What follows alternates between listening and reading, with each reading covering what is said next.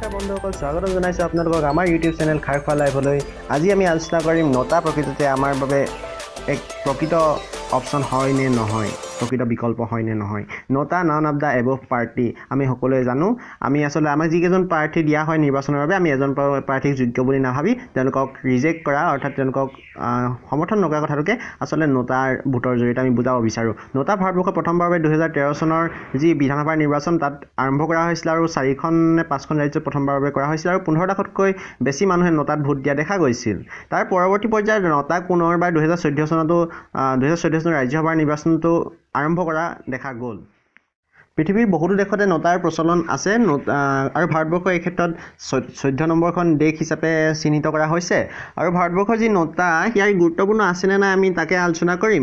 যদি নটাৰ গুৰুত্বতা যদি আন্তঃৰাষ্ট্ৰীয় প্ৰেক্ষাপটত লক্ষ্য কৰা যায়, তেন্তে ৰাছিয়াৰ যি 1990 চনৰ নিৰ্বাচন হৈছিল তাত যি নটাৰ ব্যৱস্থা আছিল, সেই নটাৰ ব্যৱস্থা কিন্তু ৰাছিয়াৰ শাসন ভাঙি পেলাব পাৰিছিল। তদুপৰি যি পোলেণ্ডৰ নিৰ্বাচন হৈছিল, পোলেণ্ডৰ নিৰ্বাচন 1989 চনত তাতো নটাৰ যোগেদি যি কমিউনিষ্ট শাসন, সেই কমিউনিষ্ট শাসন শেষ কৰা দেখা গৈছিল। গতিকে দেখা পোৱা যায় যে নটাৰ এক গুৰুত্বপূৰ্ণ স্থান আছে। কিন্তু ভাৰতবৰ্ষত নটা ইমানেই গুৰুত্বপূৰ্ণ হয়নে নহয় তাক যদি আমি লক্ষ্য কৰোঁ, তেন্তে দেখা যায় যে 2017 চনৰ যি গুজৰাটৰ নিৰ্বাচন হৈছিল, সেই গুজৰাটৰ নিৰ্বাচনত প্ৰায় 118টা সমষ্টিতকৈ অধিক সমষ্টিত নটাই অধিক ভোট পাইছিল, কিন্তু কোনো ধৰণৰ পুনৰ নিৰ্বাচন কৰা নহ'ল। 2018 চনৰ যি কৰ্ণাটকৰ নিৰ্বাচন, সেই কৰ্ণাটকৰ নিৰ্বাচনত BSP CPIMৰ দৰে দলসমূহতকৈও নটাই অধিক ভোট পোৱা দেখা গৈছিল। আৰু 2014 চনৰ যি লোকসভা নিৰ্বাচন অসমত হৈছিল, সেই লোকসভা নিৰ্বাচনত 1,47,057টা ভোট নটাত পোৱা দেখা গৈছিল। আৰু গতিকে দেখা পোৱা যায় যে নটাৰ জনপ্ৰিয়তা ভাৰতবৰ্ষত অত্যাধিক ধৰণে আছে। আৰু নটাৰনো আচলতে ভাৰতবৰ্ষত গুৰুত্বপূৰ্ণ হয়নে নহয় সেইটো যদি লক্ষ্য কৰা যায়, নটাক ভাৰতবৰ্ষত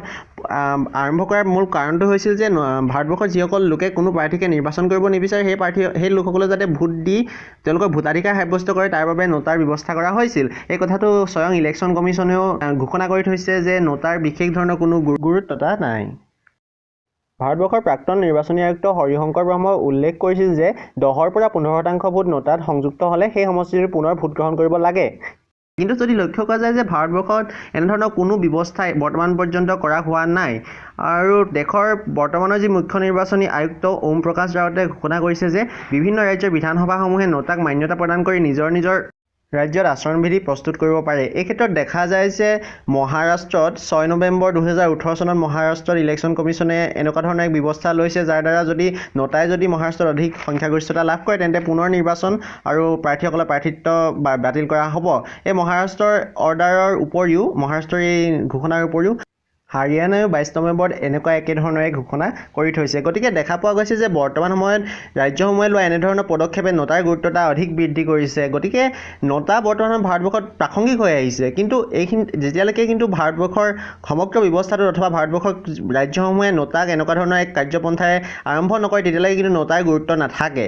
নটাই বহু ক্ষেত্ৰত আন এটা দলক সহায়ো কৰিব পাৰে। গতিকে ৰাইজৰ কথা কেনেকুৱা ধৰণে আপোনালোকে ভোট দিয়ে, ধৰা হওক আপুনি কোনোবা এটা খুব গোড়ামী দল এটাক আপুনি ভোট দিব নোৱাৰে, গণতন্ত্ৰৰ ৰক্ষাৰ স্বাৰ্থত আপুনি সেই দলটোক ভোট দিব নিবিচাৰে। গতিকে আপুনি সেই ক্ষেত্ৰত যদি আপুনি ইচ্ছা কৰে, আপুনি বিৰোধীক ভোট দিয়াটো অধিক গুৰুত্বপূৰ্ণ হ'ব। কাৰণ আপুনি যদি এই ক্ষেত্ৰত যদি নটাক ভোট দিয়ে, তেন্তে কিন্তু সেই নটাৰ ভোটটো কোনো ধৰণৰ গণনা কৰা নহয়। গতিকে বৰ্তমান সময়ত যেতিয়ালৈকে ভাৰতবৰ্ষত এই ব্যৱস্থাটো থাকিব বা first past the post system FPTP, অথবা যেতিয়ালৈকে ৰাজ্য কোনো ধৰণৰ আইন প্ৰণয়ন নকৰে যে নটাই যদি সংখ্যাগৰিষ্ঠতা লাভ কৰে তেন্তে পুনৰবাৰ নিৰ্বাচন কৰা হ'ব, পুনৰবাৰ প্ৰাৰ্থী নিক্ষেপ কৰা হ'ব, তেনেকুৱা ধৰণৰ যদি ব্যৱস্থাসমূহ কৰা নহয়, তেতিয়ালৈকে কিন্তু নটাৰ কোনো ধৰণৰ গুৰুত্বতা আছে বুলি আমি নাভাবোঁ আৰু গুৰুত্বতা নাইও। গতিকে আপুনি এখন গণতান্ত্ৰিক দেশৰ নাগৰিক হিচাপে নটাক আপুনি ভোট দিব পাৰে, সেইটো কোনো ধৰণৰ আপত্তি নাই। কিন্তু আপুনি যদি কাৰোবাক যদি প্ৰতিৰোধ কৰিব বিচাৰিছে, সেই প্ৰতিৰোধটো যদি নটাৰ জৰিয়তে কৰিম বুলি ভাবিছে, কিন্তু সেয়া কিন্তু একেবাৰে গ্ৰহণযোগ্য নহয়। গতিকে আপোনাৰ বহুমূলীয়া ভোটটো নটাত দিয়াৰ আগতে আকৌ এবাৰ ভাবি চাওক, প্ৰকৃততে আপুনি নটাত ভোট দিব বিচাৰিছে নে নাই বিচৰা।